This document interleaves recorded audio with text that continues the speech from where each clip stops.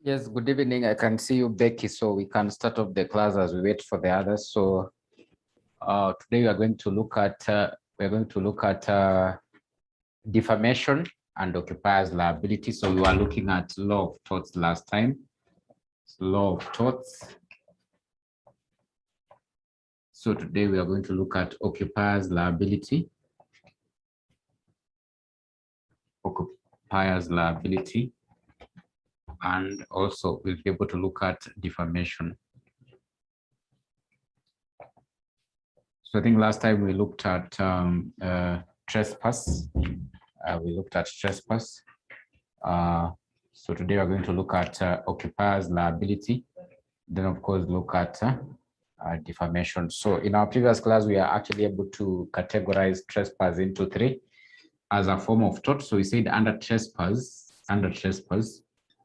so you can have trespass to land.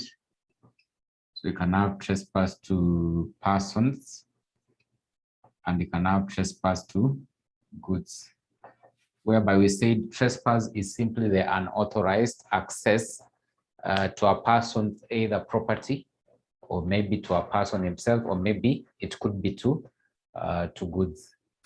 So when you talk about occupiers liability now, in this case, occupiers liability as a form of tort is basically talking about the responsibility of an occupier of a property, the responsibility of an occupier of a property, the responsibility of an occupier of property on those who are likely to visit the property. For example, if it is maybe a building, let's say, for example, a supermarket, what are the responsibilities of the occupier with regard to those ones who are likely to visit or come to the premises?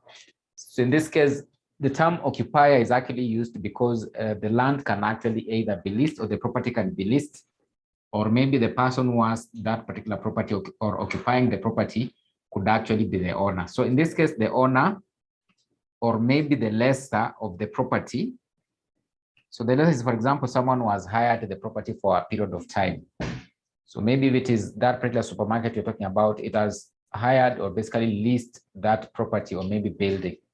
So the supermarket becomes the occupier. So it has a particular responsibility over those who are visiting that particular supermarket. In this case, we are talking about, for example, the customers who are likely to come to the supermarket. So what is the responsibility of the occupier of the property with regard to those who are visiting the premises? So that is what we mean by occupier. So he has a responsibility. So he can basically be held responsible in terms of actually ensuring the safety of those who are visiting the premises. So in this case, if you go to a supermarket, in any case, maybe you'll see they are basically indicated. Maybe you walk carefully, maybe the floor is actually slippery. If you are using stairs, maybe they tell you to basically be careful when you're using the stairs, so that you cannot actually basically slip as a customer. So if there are no indications or such indications or signs or signages in the supermarket to clearly indicate or guide the customers, so most probably those customers are likely to sue the supermarkets, or what we call occupiers liability, in case of any injury or danger that actually arises out of being in the supermarket. So the occupier, that is the supermarket owner, basically will be held responsible or liable for all the liabilities that actually occur with regard to those who are visiting the premises. So in a nutshell, or basically in simple terms, that is what we mean by occupiers liability. That is what we mean by occupiers liability. So in short, maybe let me just share.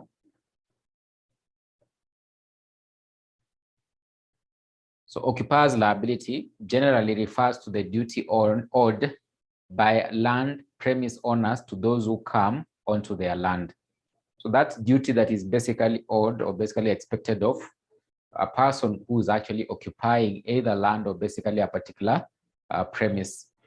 So what is expected of these particular persons? What are the expectations? So some of them have been able to mention. So the occupier owes a common duty of care to all his visitors. So he has a duty of care to all the visitors who are coming to that particular supermarket or basically that particular premise. So he has a duty of care to ensure maybe their safety. So the common duty of care is to take such care as is in all circumstances of the case, reasonable to see that the visitor will be reasonably safe for using the premises. Then number 2, visitors are persons who have expressed or implied permission to enter or use the premise or the premise of a person, the premise of a person. So those ones who have basically maybe been licensed or actually been allowed under the law. So those are the persons you can actually be able to call as visitors. So maybe it's someone who has been licensed to visit your premises. So he's the visitor. So either it can happen in a situation whereby maybe you've actually been able to invite them. You've actually invited them, or basically we can actually talk about they have come in as a result of a license or been allowed to visit the premises. So those are the persons we are calling visitors. So visitors are persons who have expressed or implied permission to enter or use the premises of a person. So in this case, we're talking about invitees. So those who have been invited to come onto the land and therefore have expressed permission to be there. So they have expressed permission to be on that particular property. Those who have been licensed, so someone has been licensed, for example, an officer from the Kenya Power and Lighting Company has actually been licensed or been allowed to come to your premises, basically to be able to maybe read the meter readings, or maybe someone from a water company, you can be able to visit the premises to basically read the meter in terms of how much you've been able to use in terms of water. So those are basically licensed persons who can be able to access your property. So you have a responsibility over them to maybe ensure their safety. So those entering in exercising a right conferred by law, for example, a person entering to read an electricity meter. So the standard of care varies according to the circumstances. The legislation refers to two particular situations where the standard may actually vary. So an occupier must be prepared for children to be less careful than adults. So most probably in a situation whereby you have children, you expect them to be very maybe less careful while they are using the premises. So you must take maybe the highest or more precautionary measures, especially if those people visiting the premises are actually children, because for them, maybe they need to be guided to ensure they need more guidance to ensure their safety. So the standard of care basically will actually depend on the circumstances surrounding those who are maybe visiting the premises. Maybe it could be adults, or maybe it can actually be children. For the case of children, we are saying basically the standard of care will actually basically be very, very high, because for them, they need a lot of guidance in terms of actually ensuring their safety.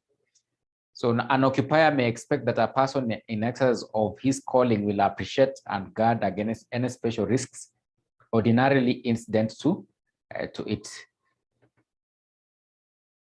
So the occupier is not liable for the negligence of an independent contractor once he is satisfied that the contractor was actually competent.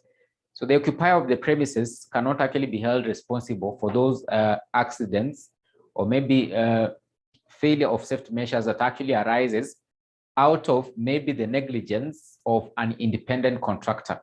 In this case, for example, if you talk about that particular supermarket, if the supermarket has pillars inside, then it happens that this particular pillar maybe falls on one of the customers. The supermarket cannot actually be held responsible in case it actually hired the services of a qualified independent engineer. So this engineer was actually qualified to build the pillars in the supermarket. So in case of maybe any faulty, the pillar becomes faulty, the person who can be held responsible in this case, it should actually be the independent contractor and not actually this particular occupier or this particular supermarket.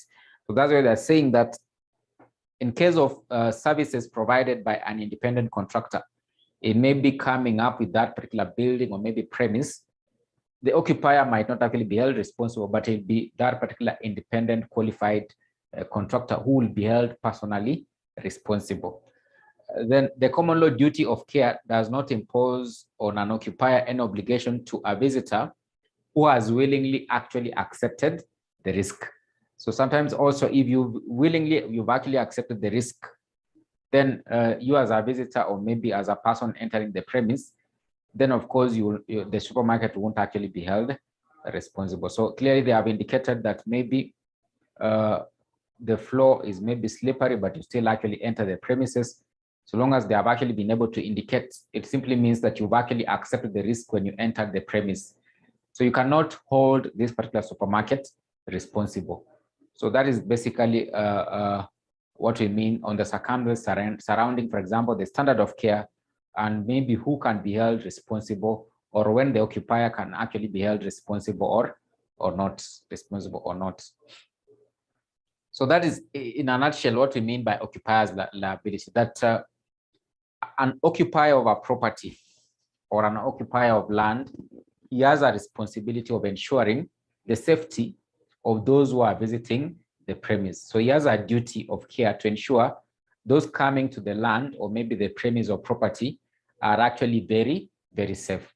So a failure to such or failure to do such, then this particular owner or basically the occupier of that particular property can be held responsible under what we call a tort known as occupier's liability. He has failed on his responsibility with regard to those who are actually visiting his premise or maybe his or her property, his or her property.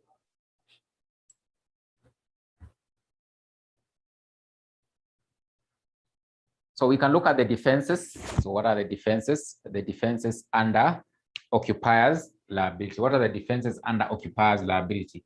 Because the key thing here, as I told you, under the law of tort, you just need to be able to understand the tort itself.